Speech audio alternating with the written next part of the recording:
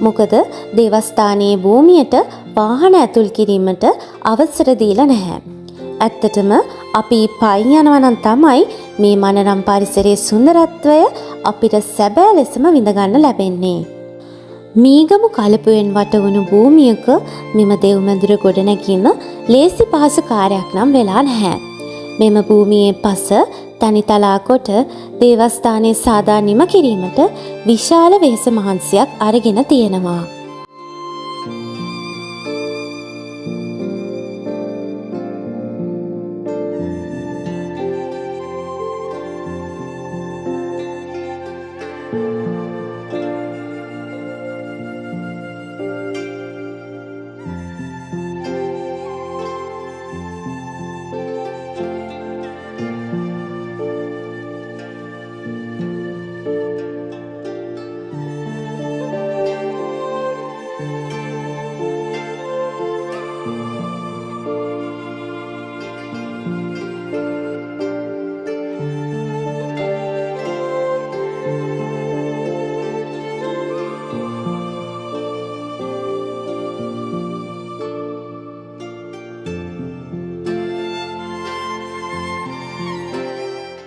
දෙදස් දෙක වර්ෂයේ සිට සීදුව මීසමට අයත් එම සුදෝ ජූට් පුනිදුන්ගේ දේවස්ථානය දශක දෙකකටත් වැඩි කාලයක් ඉතා අබලන් වූ කුඩා පල්ලියක් ලෙසටයි තිබුණේ. පසුව ගරු ඩැරල් කූඤ්ඤ පියතුමන්ගේ සහ ගරු සිසිර සමරකෝන් පියතුමාගේ ප්‍රධානත්වයෙන් ජනතාවගේ ආධාර උපකාර ඇතිව තමයි අද වන විට මේ ලස්සන සුවිසල් දේව මන්දිරය ඉදි කරලා තියෙන්නේ. ඇත්ත වශයෙන්ම දෙවියන් වහන්සේගේ මඟ පෙන්වීම තුළ ලැබුණු දේව ආශිර්වාදය නිසා තමයි මේ වගේ ආශ්චර්යමත් දේවස්ථානයක් මේ විදිහට කාගෙත් සිත් සනසන සුවදායී කරන හැඟීමක් දෙන ලස්සන පරිසරයක ඉදි කිරීමට හැකි වෙලා තියෙන්නේ.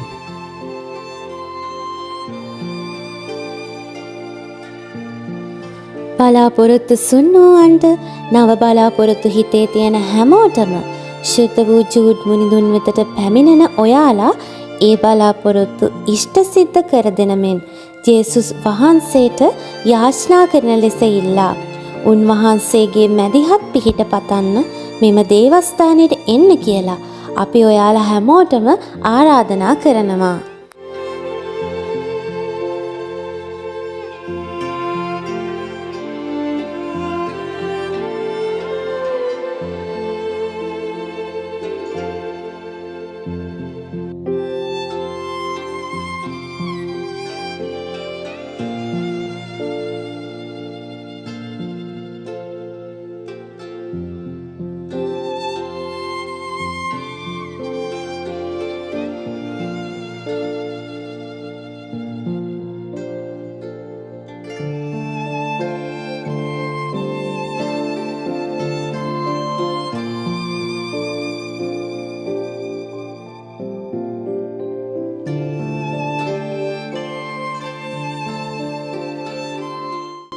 අපිට මෙහිදී හරිය ආදරණීය යාළුවෙකුත් මුණ ගැහුණා.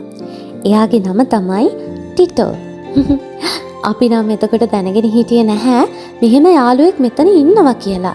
ඒත් ඔයාලා ආයේ එනවා නම් අමතක නොකර එයා වෙනුවෙන් පුංචි දෙයක් අරන් ඇවිත් එයාවත් බලලා යන්න. අපි මේ දේවස්ථානයට ආවේ නම් ටිකක් හවස් වෙලා. මේ වගේ වෙලාවට එනවා නම් ඔයාලට කලපුවත් එක්ක ඉර පැහැගෙන යන දර්ශනය බලා ගන්න පුළුවන්.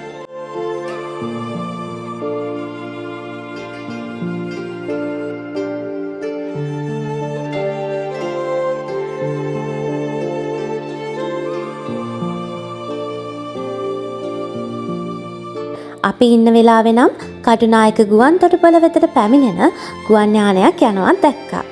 කලපුවත් එක්ක ඒ වගේ දසුණක් නැත ගැටෙනකොට හරිම ලස්සනයි.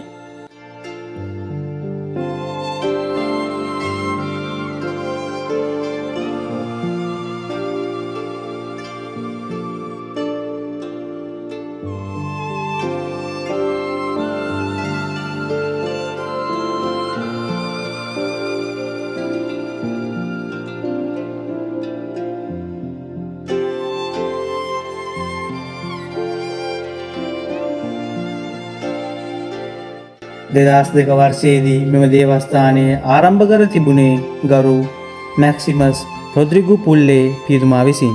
පසුව නවීකරණය කරන ලද මෙම දේවස්ථානය ගරු මැල්කම් රංජිත් කාදිනල්තුමන්ගේ සුරතින් 2025 ජනවාරි මාස 12 වන දින අසිරිගන්වා විවෘත කරනු ලැබුවා. මෙම දේවස්ථාන භූමිය සුපුවත් අරණට සමාන ලෙසින් තමයි නිර්මාණය කරලා තියෙන්නේ. මෙහි පැමිණෙන බැතිමතුන්ට කායික මෙන්ම මානසික සුවේද උපරිමයෙන් විඳගන්න මේ පරිසරය උදව් වෙනවා.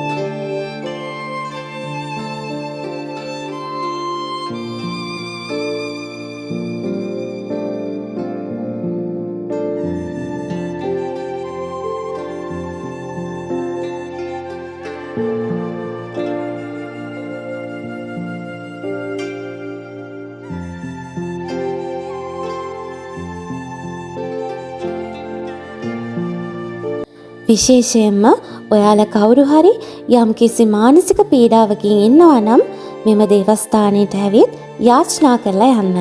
ඇත්තටම කියා ගන්න බැරි සැනසීමක් ඔයාලට ලැබෙයි.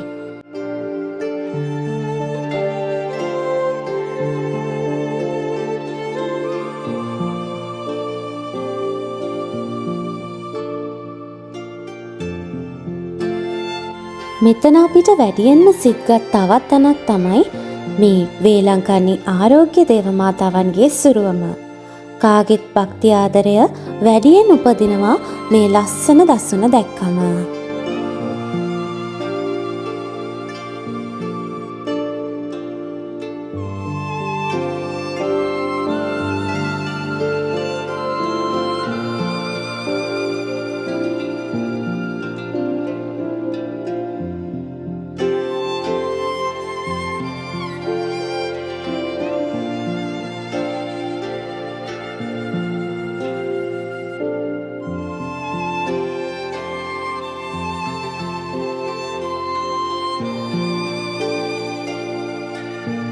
අපට මෙම ශුද්ධ වූ භූමියේ කැමති තැනක ඉඳන් යාචනා කරන්න හැකි වෙන විදිහට දේව මෑණියන්ගේ සාන්තුවරුන්ගේ මෙන්ම ශුද්ධ වූ පවුලේ සුරුවම් තබා පුංචි පුංචි කුටි ආකාරයෙන් හදලා තියෙනවා. තනියම හරි පිරිසක් එක්ක හරි ඇවිල්ලා නිදහසේ යාචනා කරලා යන්නට ඔයාලට පුළුවන්.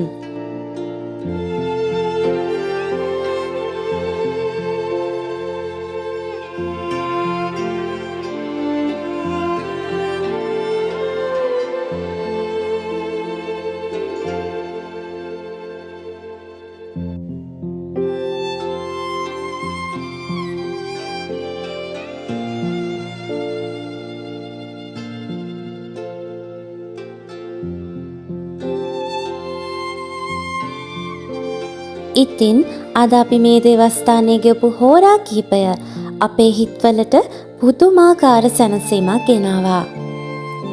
ඔයාලත් මෙම දේවස්ථානයේ සුදු ජූට් මුනිදුන්ගේ මැදිහත්කම පතා පැමිණෙන්න. හැබැයි මේ සුදු භූමියේ ලස්සන රැක ගැනීම අපි කාගෙත් වගකීමක් කියන එක අමතක කරන්න එපා. ඒ සුන්දරත්වයට හානියක් නොකර දේවස්ථානයට පැමිණ ආශිර්වාදය ලබාගෙන ඔයාලගේ හිත්වල යම් කිසි ප්‍රශ්න ගැටලු හෝ නරක ඇබ්බැහිවීම් පාපී දේවල් ඇත්නම් ඒ සියල්ල සුදු ජූට් මුනිදුන්ගේ දෑතට බාර දී ඉන් මිදීමට හැකියාව ලබා දෙන ලෙස මැදිහත් වෙන්න කියලා අයදින්න.